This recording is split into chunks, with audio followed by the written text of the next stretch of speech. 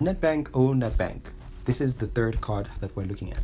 Specifically, we're going to be looking at their MiGoals Plus account. This goes for 99 Rand per month. It's 1,188 per annum. But if you're 55 years and older, you get it for half the price. And if you're between the ages of 18 and 26, I believe, you also get it for half the price. One thing I don't like right off the bat is that it makes it unfair for the rest of the people that are paying for $100 a month for the same service. But nonetheless, it's got a decent earn rate with the specific new ones. I'll get into it, but let's first look at the categories. So how they structure this normally is that when you get a MiGoals Plus, you get two cards, right? You get the debit card, which is a MasterCard debit card, and then you also get another debit card, but this one is Amex branded or American Express. So this one is the same account. They're both linked to the same account, but they're two different cards. I'll show you in a second why they would give you two different accounts. So let's start with their app. Their app is very much one of my favorite apps, believe it or not. I used to use Nedbank, and I believe that you could get everything on the app. Like, this was before Discovery moved in. Capitec became, it wasn't as popular 5 years ago, 6 years ago, something. And yeah, I relied on Nedbank for most of my transactions, and I was using this almost all the time. Nedbank Money app is what it's called. What people say about this is it's modern, it's stable and functional, though not as slick as Discovery, but it's generally positive in reviews and in Reddit. So the thing is, with the Nedbank app, you can basically find everything there. Banking products, home loans, insurances, personal loans. You can apply for a lot of things. They just refer you to the banking app whenever there's an issue. And they have a strong chat service, like they'll answer you on the chat service. I once said this on one of my videos when I talked about Nedbank. For banking, I'm going to say it doesn't really have any problems. It doesn't lag. You can use it for free.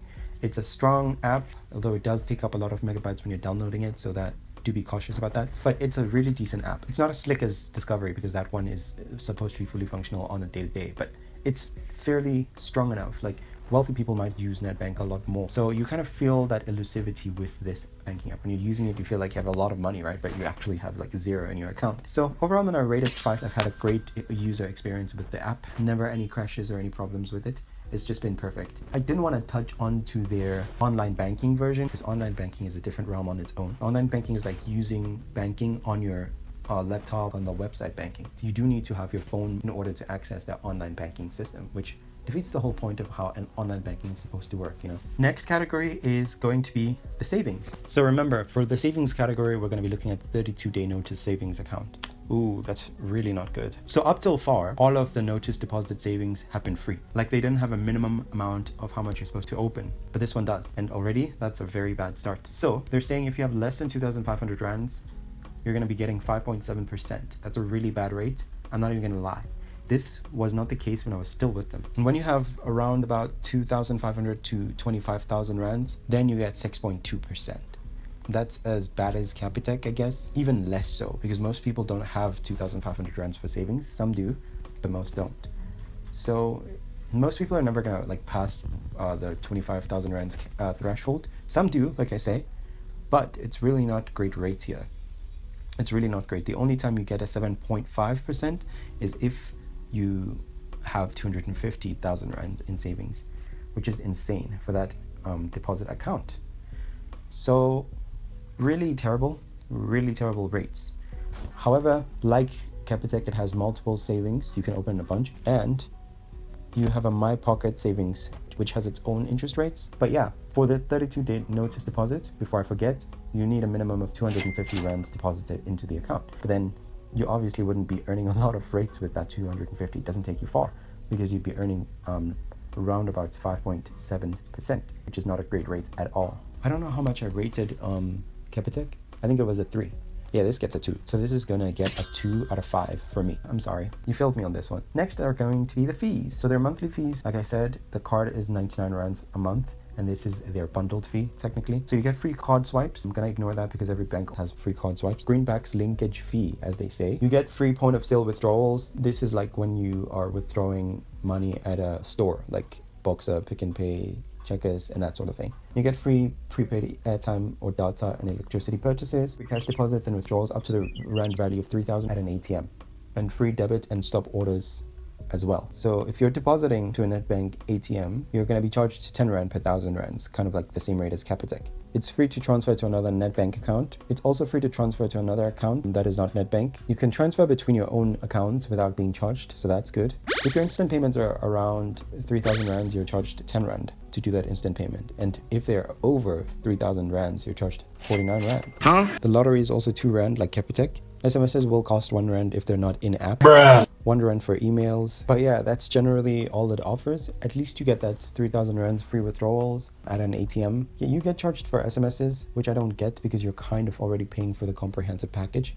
It has relatively low fees when compared to the Discovery one that I've just mentioned, and almost equal fees to the Capitec card fees, if you can believe it. So they've changed up their systems since I've once used them. Very different bank right now. So in terms of the fees, I wouldn't say they're like the cheapest, and they're also not the most expensive. They're like right in this weird in between. The banking fee is quite expensive for what you do get.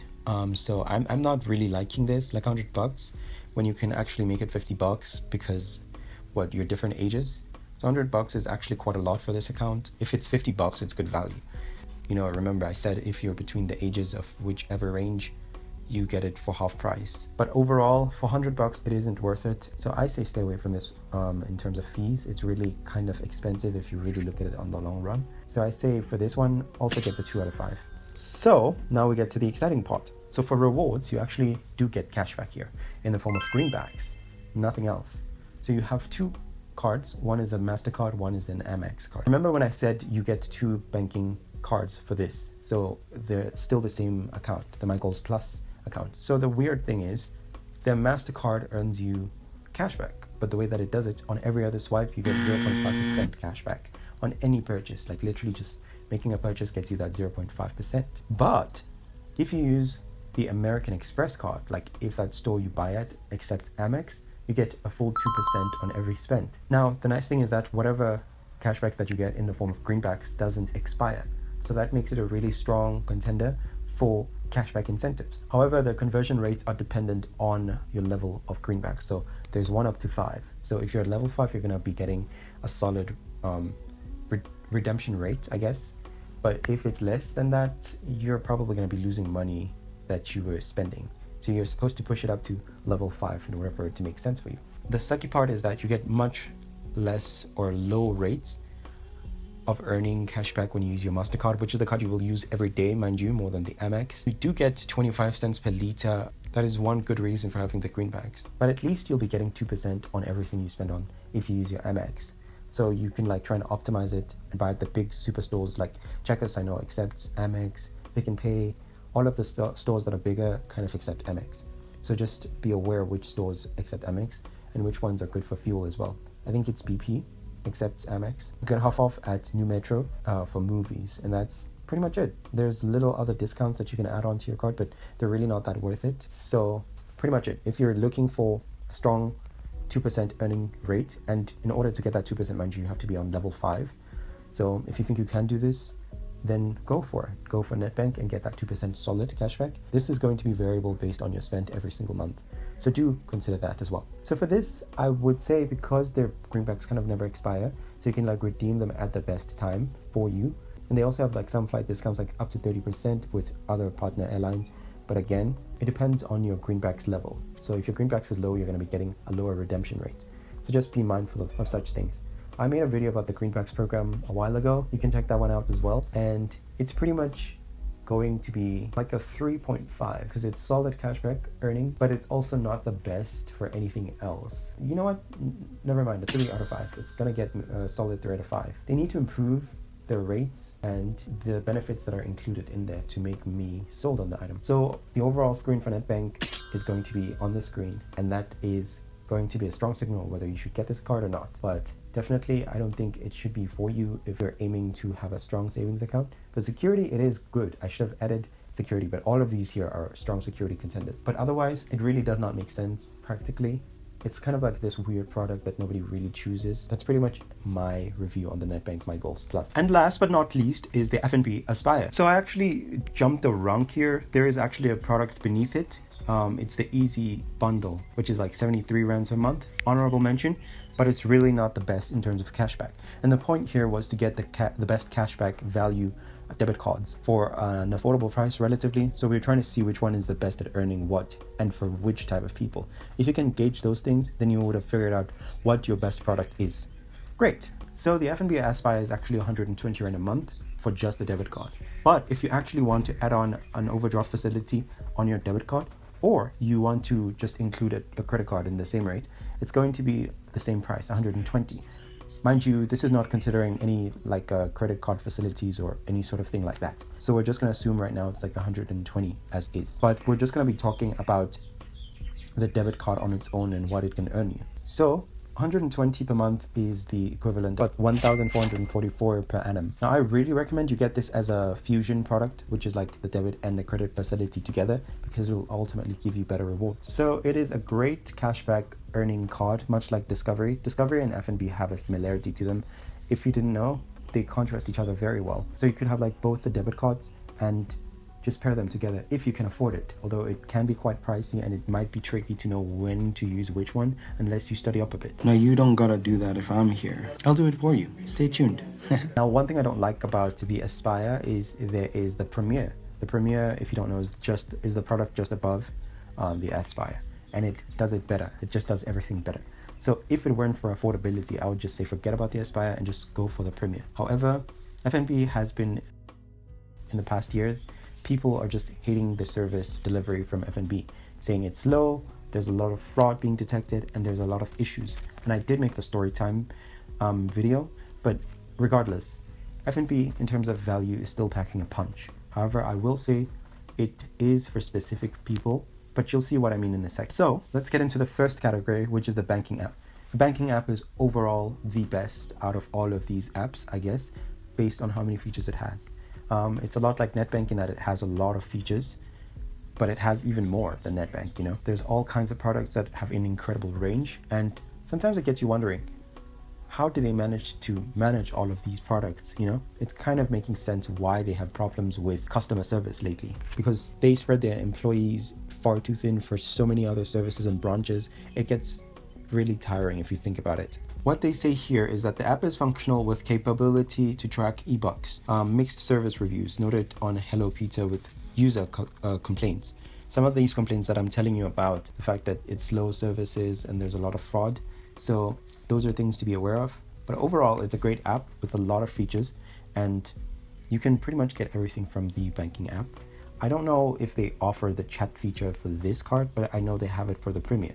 You can actually message an agent and they can sort out your stuff.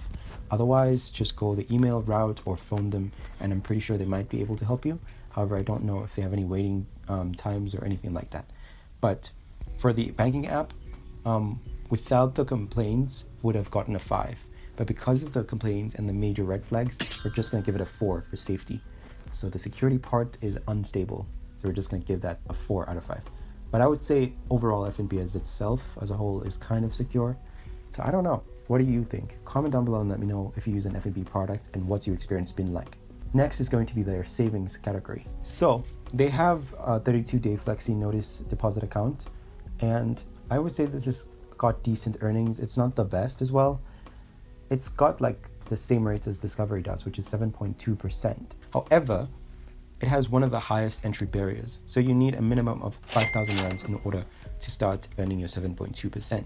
Because it has a high entry barrier that actually docks at points. However, it does also have that roundup savings feature that Capitec does have as well, which most people do utilize. But it is less dynamic, to say the least. It doesn't have an easy access in terms of accessing the actual savings. You need that minimum entry barrier to save up. The rate for the 32-day savings is actually quite decent. It's really hard for you to get that 7.2. You should be able to save up whenever you want to, not have an entry rate. You know, it's kind of like a fee. But yeah, it's pretty much decent. It gets the same ratings as the Discovery one got. And now their fees. So they have a bunch of fees. One such is the monthly fee for your account. So if you have a spouse, they pay half the price. Again, that thing with Nedbank when I was like, what's the point if other people can get it for half the price? Here, it's just if you're married, the partner is going to have half money they're paying on their debit card, if that makes sense. So for prepaid airtime, it's actually quite expensive. Most of them are like 1 rand or 50 cents. This one is 1 rand and 60 cents for airtime purchases. But if it is less than 75 rands of airtime that you're purchasing, that's 60 cents. And if it is between the spends of 75 rand and 150 or greater, it ranges from 1 rand 70 cents to 3 rand 30 cents, which is quite a lot. It works the same for the prepaid electricity as well. For the lottery, to play it is about 3 rand. If you want to pay for DSTV specifically, that's 7 rands every month. If you're buying vouchers, that's going to be 3 rands. And here are the things they don't charge. So if you pay with your card, that's not a charge. Internal and external debit orders, no charge, they're free. Mobile e-channel transfers are free. Notifications are free. Cell phone banking is free. And that's pretty much it from what I've gauged up. And then for cash withdrawals, if you withdraw at an FNB ATM, you get 2,000 rands of free withdrawals. And then after, you start getting charged 2 rand 70 cents per 100 rand you withdraw. I don't know how much that is in calculation, but 2 rand 70 cents times 10. This is going to give us the amount that you're actually paying for per 1,000 rands. If you deposit at the till, it's about 19 rand 95 cents. So if you're making a payment to another FNB account, it's free. And if it's FNB to other banks, it's 2 rands. Now, a scheduled payment online is also free. If you make international card purchases, they are free, but you do pay that 2.5% conversion fee as well, so that can be quite expensive. International card purchase fee, that's 2.5% of transactional amount. Maximum is 100 rands of how much they can charge you. So for them to deliver your card, it's going to also be free. So in order to add a credit card to your account, it's going to be 120 rands plus 69 rands. This is called a monthly FNB Fusion credit facility fee. So it's going to be 189 rands roughly a month if you're making it a Fusion product. Otherwise, that's all you need to know about the fees for the Aspire. It can get expensive, but it's actually cheaper than the Discovery account at its range. With their debit account, it's 160, but with this one, it's 120. And when you add a credit card to this, it's going to cost you slightly more than the Discovery one, but you would technically have a suite. With Discovery, if you want to make it a suite, it's around 234 rands a month. So yeah, the fees, how would I rate them? Let's see what other people say. Packages include free swipes and ATM usages up to set thresholds. EFTs cheaper via PayShop. So if you optimize your card for swiping, it's going to be very affordable to use this product. And if you use PayShop instead of their in-house instant payment services, it's going to be affordable, because I think the instant payment is around $30 if I'm not mistaken. I don't know, for like a 500 rand purchase or something. However, everything else is just standard and kind of similar to the other products that are bundled in fees, and that's pretty much just it. To be honest, I don't think this is as expensive as it looks. I say this is actually quite decent and almost equivalent to Discovery, but this is going to be in terms of their rewards. Their fees being mitigated by the rewards, you know. eBucks and Discovery Miles are kind of good at that. Like you'd be paying 160 or 120 and you'd be getting double that in a month, you know. So it's not as bad as it looks. So at least you do get something. So with their fees, I would say they're really decent fees. But with FNB, you do need to be careful about where that money actually is spent. So for that reason, I'm going to give them a 4 out of 5. Decent, but not perfect. Now let's get to the fun and exciting part. Their reward systems. So they have something called eBucks, not something new to a lot of people. eBucks system, earn eBucks monthly for maintaining an account, standing, spending with debit card at partner retailers, and our rewards value depends on usage patterns. So let's see about the Aspire one. With the Aspire, if you have an FNB Aspire debit card only or an Aspire credit card only, when you shop for food at Pick n Pay, you do get cashback, unlike with the other Discovery card at this same range, or the Nedbank card. You don't get any food perks. Or the Capitec card, you only get food perks if you're like buying a snack at discount, and that's pretty much it. But FNB says if you spend 500 bucks, you get 25 rands cashback, and if you spend 1,000 rands, you get 50 rands cashback, and this is going to be 50 rands maximum every month if you're spending at Pick n Pay.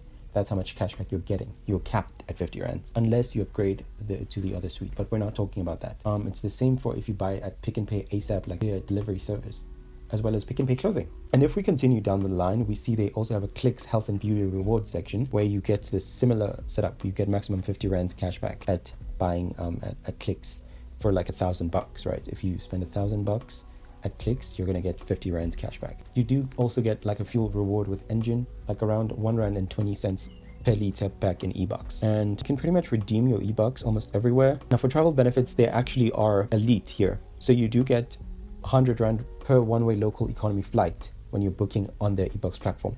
They do have travel partners, and you do have a limit to how much you can use this discount, but nonetheless you still get the discount. And my favorite, you get 2 complimentary slow lounge visits, whenever you visit the slow lounges. So that is usually local or domestic flights basically, but also international flights. Plus they give you 25% off at Lyft Premium. Lyft Premium is like pretty much for Lyft flights, but you get 25% off that subscription. And that's what you get with the Aspire. And a bunch of vouchers, complimentary vouchers at Wimpy, but you need to spend at least 500 rands per month for 3 months in a consistent manner at either Pick and Pay, Engine, or Intercape, or Clicks. You can also use that voucher anywhere else at Wimpy. And you also get a Starbucks voucher, a Kauai voucher. You can also get like 1,500 rand reward with Boost My Rewards. For reward value, you do need to have that level 5.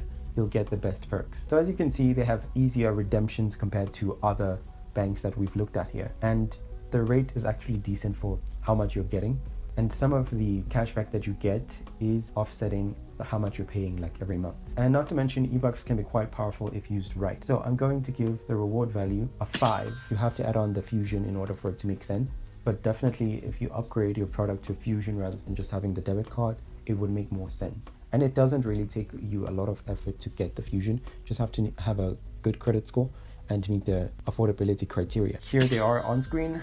I rate them this. Do whatever you will with that information.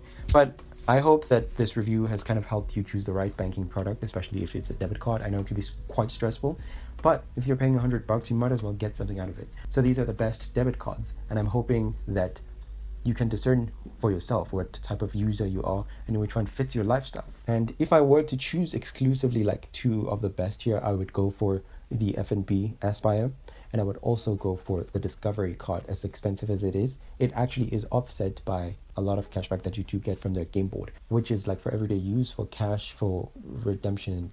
If you want a strong cashback debit card, it's going to be the FNB Aspire. But if you want more of the flights, now for Nedbank, that's if you have a bunch of loans with them and you have other products, then I would recommend you use it. Also, I would like for you to be like between the recommended ages to get that half price.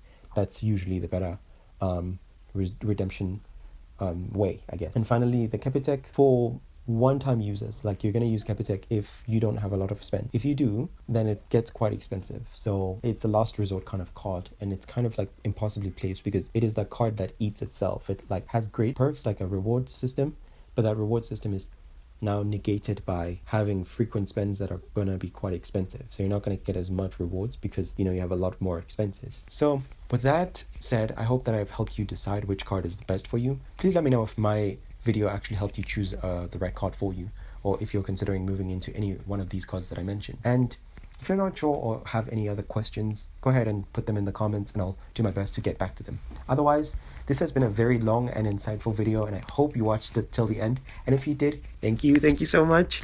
I'm going to continue making more videos for you, and hopefully with a lot more insight like this one.